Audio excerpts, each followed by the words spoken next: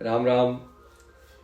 प्रबोधनी एकादशी, देवोत्थान एकादशी भी जिसे हम कहते हैं और देव उठनी एकादशी भी कहते हैं। तो वो घड़ी आ गई है जब हमारे भगवान श्री हरि विष्णु जी अपने योग निद्रा से जगने वाले हैं। आपको बता दें कि आषाढ़ माह के शुक्ल पक्ष की एकादशी तिथि को भगवान विष्णु जी योग निद्रा में जाते हैं और भगवान विष्णु जी के पास क्या है? संसार। उनके पास क्या कार्य है? संसार को चलाने का कार्यभार है।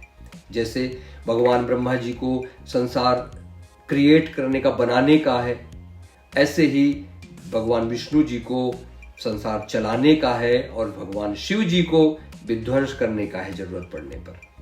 तो भगवान विष्णु जी जब चतुर्मास यानी कि जो 4 महीने सोने के लिए जाते हैं तो उस समय अपना कार्यभार भगवान शिव जी के हाथों में देके जाते हैं।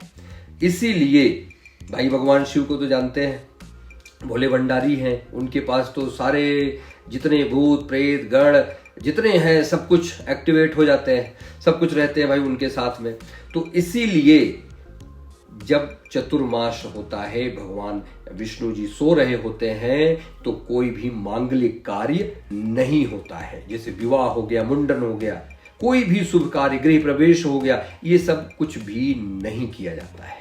अब वो समय आया है जब भगवान विष्णु जी अपने योग निद्रा से उठने वाले हैं, जिसको हम कहते हैं देवोत्थान एकादशी, जो कि कार्तिक मास के शुक्ल पक्ष की एकादशी तिथि को पड़ती है। इस दिन भगवान विष्णु जी अपने योग निद्रा से उठते हैं और उठते ही सारे मांगलिक कार्य, विवाह, मुंडन, गृह प्रवेश, जो कुछ भी शुभ कार्य हैं सब स्टार्ट हो जाते हैं। सारी नेगेटिविटी दूर हो जाती है, पॉजिटिव एनर्जी पूरे ब्रह्मांड में फैल जाती है। अब बात करते हैं कि ये व्रत है कब, क्योंकि आजकल का क्या चल रहा है कि हर त्योहार 2 दिन पड़ रहा है।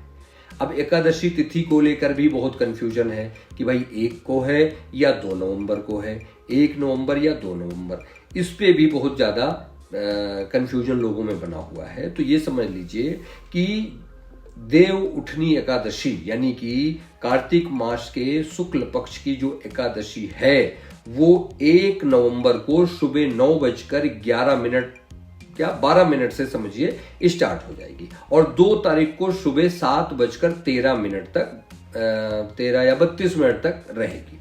तो यानी कि इसके देखा जाए तो भाई एकादशी तिथि 2 तारीख को सुबह 7 बजे खत्म हो जा रही, इसलिए हमें ये 1 तारीख को ही व्रत रखना होगा, 1 तारीख को ही ये माना जाएगा। अब इसके बाद हमें क्या करना है कि अब जो कुछ भी मांगलिक कार्य हैं वो हमें स्टार्ट कर देना। और जो लोग व्रत रखते हैं, क्योंकि इस एकादशी का बहुत बड़ा महत्व है, और जो लोग व्रत रखते हैं वो थोड़ा सा संक्षिप्त में समझ लें क्या करना है। सूर्योदय से पहले उठिए, एकादशी वाले दिन सूर्योदय से पहले उठकर स्नान कीजिए और विशेष पीले रंग का वस्त्र धारण करिएगा। ध्यान रखिए भगवान विष्णु जी को पीला रंग पसंद है, तो इसलिए पीले रंग का वस्त्र धारण करें और भगवान विष्णु और माँ लक्ष्मी का ध्यान करें। अपने पूजा स्थल को साफ सुथरा रखें। भाई करते ही हैं आप, तो डेली ही पूजा करते ही होंगे। वहां पर माँ लक्ष्मी और विष्णु जी की प्रतिमा स्थापित करिए, उनको गंगा जल से स्नान कराइए। स्नान कराने के बाद पीला चंदन, पीले फूल, पंचामृत का भोग लगाइए। अगर आप भगवान विष्णु जी को पंचामृत से स्नान भी कराते हैं तो बहुत ही अच्छा रहेगा। पंचामृत का भोग लगाएं। इसके बाद घी का दीपक जलाकर उनके आरती और पूजा करें। तो आप ये देखेंगे कि आपके जीवन में कैसे पॉजिटिविटी आती है। ये बहुत ही, क्योंकि ये जो देव उठनी एकादशी है ना, इसको हमें एक सेलिब्रेशन जैसा मनाना चाहिए, एक पर्व जैसा मनाना चाहिए।